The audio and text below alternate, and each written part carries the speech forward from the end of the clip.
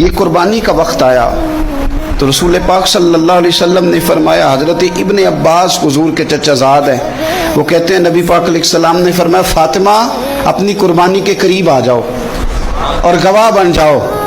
فرمایا اس کے خون کا قطرہ زمین پہ بعد میں گرتا ہے، اللہ قربانی کرنے والے کے سارے گناہ پہلے معاف فرما دیتا ہے۔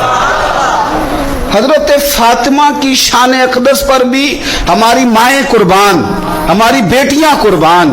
کیا انداز ہے سیدہ کا، فوراً پوچھتی ہیں، فوراً امت کا بھلا کرتی ہیں، کہتی ہیں یا رسول اللہ صلی اللہ علیہ وسلم یہ صرف اہل بیت کے لیے ہے، یہ سارے مسلمانوں کے لیے؟ کیا کمال ہے، کتنا پیار ہے حضور کی امت سے۔ حضور یہ صرف اہل بیت نبوت کے لیے ہے؟